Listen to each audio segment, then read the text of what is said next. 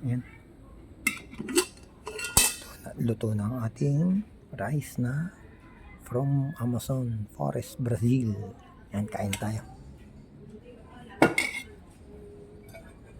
Ayan, sasandok na tayo sa ating mahiwagang plato na napakalaki. Ayan, kitang-kita niya naman yung kamatis at sibuyas. Oh. Napakasarap niyan mga kakusina. Try nyo na rin. Try nyo na rin tikman. Napakasarap. Bango, sarap.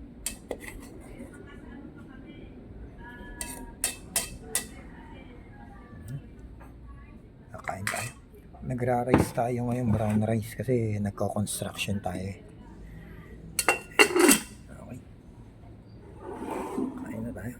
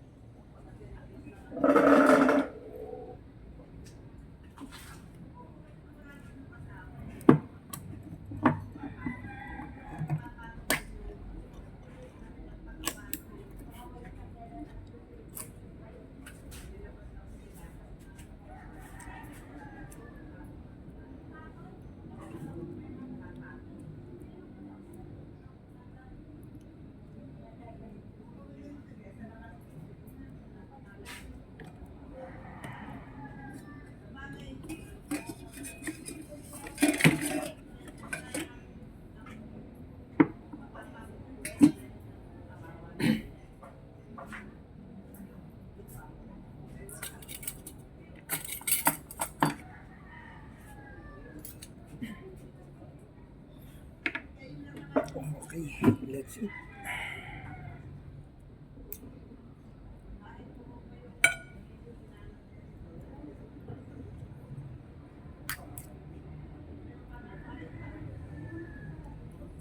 Always rice tayo ngayon, brown rice, kasi nagko-construction natin tayo, kailangan natin ng lakas. Sana ulit tayo mag no rice pagtapos na kami. Isang linggo lang naman to. Isang linggo lang kaming gagawa.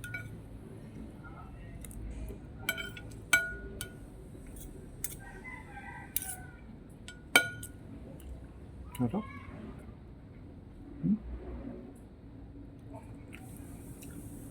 Mga kakusina, promise ang sarap. Kung mahilig kayo sa mga sibuyas, kamatis, bawang, sarap.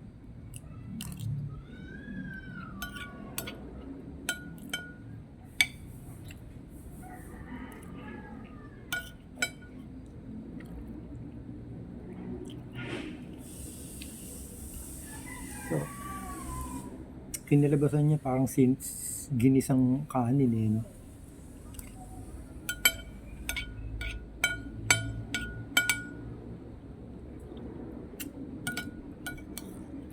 Sarap.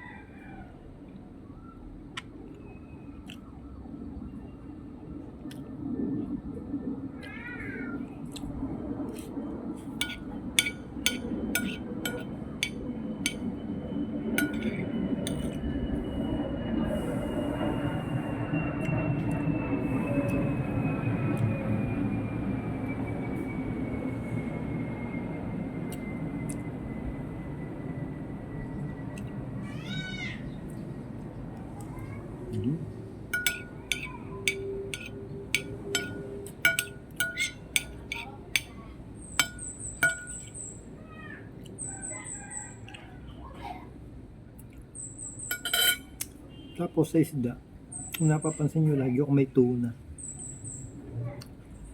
Ang best na oil fish kasi sa amin,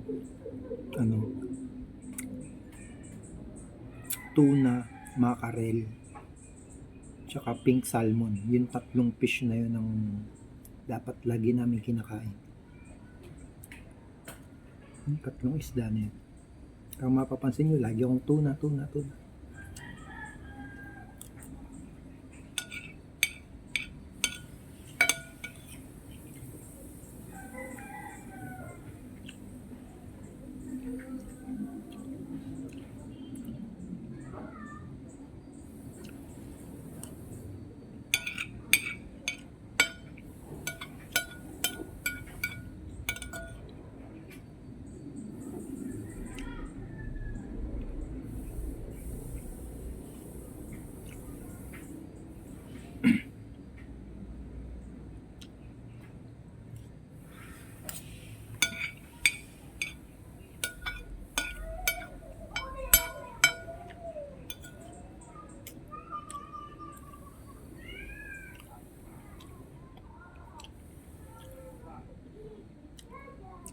Sarap mga kakusina. Try nyo na rin tikman. Tapos comment kayo sa akin. Kung nasarapan ba kayo o hindi. Kung tagasan kayo.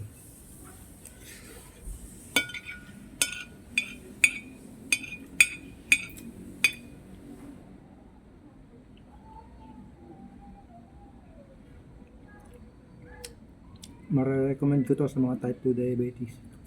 Kagaya ko. Pero mga ka-diabetes, magkakaiba tayo ha. Kapag may edad na kayo, hindi na kayo nakapag-exercise, bawal nyo na lahat. Ako kasi nakakapag-gym pa ako, kaya although amputation na ako, buti hindi nasagad. Nakapag-gym pa ako, kaya minsan nagra-race pa ako. Pero kung talaga totally hindi na kayo nakakapag-exercise, hindi na kayo wala na lahat, lifestyle, kailangan nyo talaga mag-pure, no rice, low carbs, high protein, puro ganun lang talaga kainin nyo. No sugar. Kaya ako kasi nakakapag-exercise pa ako. Every morning, every afternoon, nakakapaglakad pa ako. Minsan yung bayan ng Taytay, nilalakad ko lang.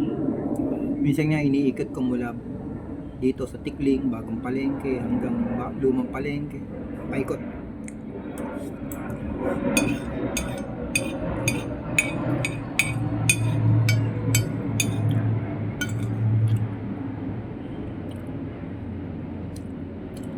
Walking distance lang kami sa SM Taytay.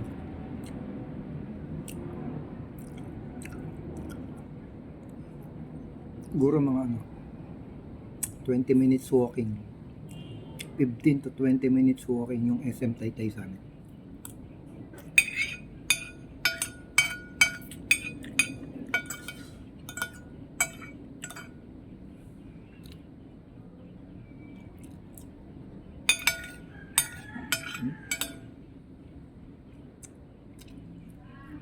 Tingnan nyo naman.